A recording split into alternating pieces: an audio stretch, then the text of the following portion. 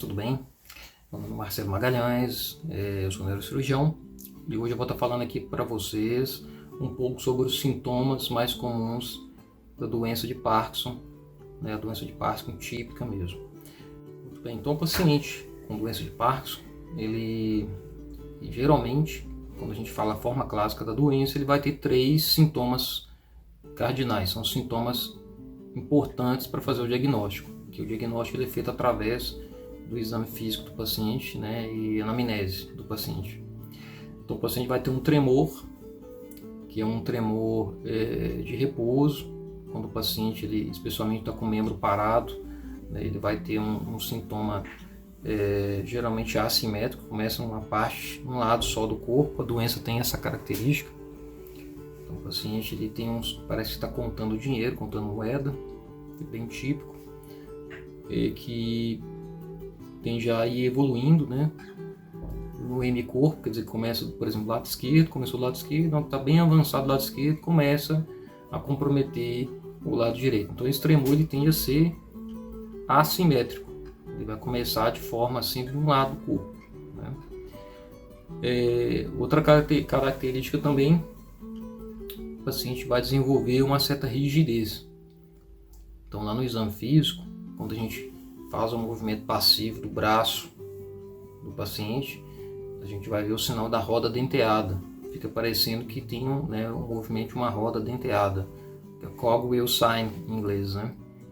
Então isso é bem típico, quando a gente vai examinar o membro que está tendo o tremor, a gente identificar essa alteração. E o paciente, ele relata isso aí de uma forma bem diferente, ele fala que está fraco, o braço, a perna está fraco, está diferente. E, na verdade, essa lentidão, essa rigidez dificulta o movimento.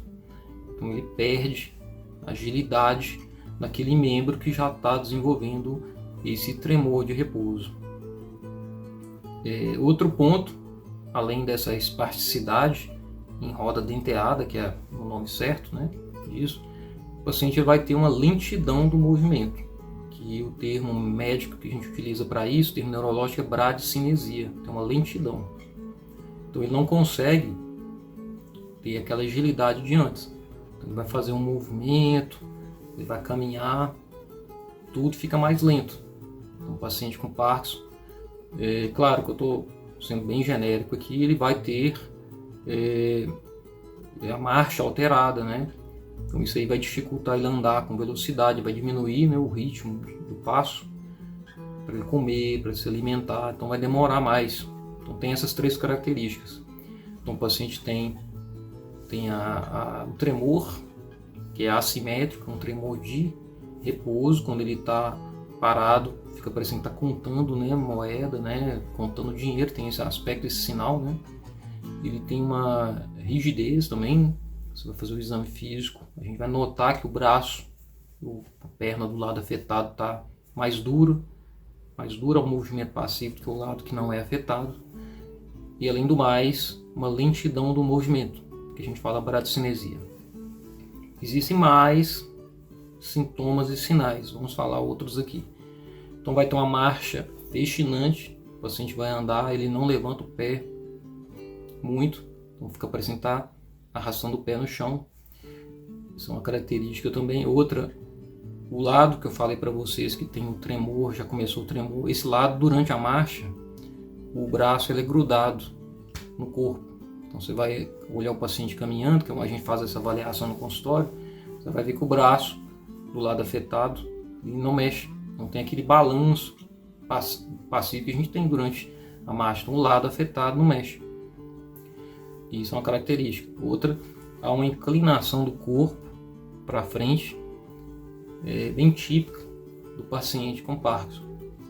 Claro que esses sintomas aqui, eles podem não estar presentes numa fase muito inicial da doença, na qual os sintomas são muito leves, muito discretos. O paciente também tem uma tendência a piscar menos. Então esse reflexo de estar piscando que a gente tem, que a gente está fazendo a cada tantos segundos, é reduzido, ele pisca menos. Além do mais, a face, em uma fase mais avançada da doença, o paciente vai ter uma redução da expressão dos sentimentos de alegria ou tristeza, a face fica mais inexpressiva, isso é bem típico da doença de Parkinson.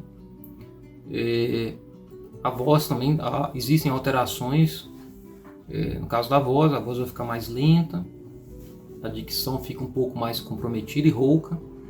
Então o paciente ele tem mais dificuldade, né, a fala, né, ele vai modificar a fala, isso é bem típico mesmo. Isso vai ser mais evidente numa fase mais avançada da doença, mas a gente geralmente nota isso aí.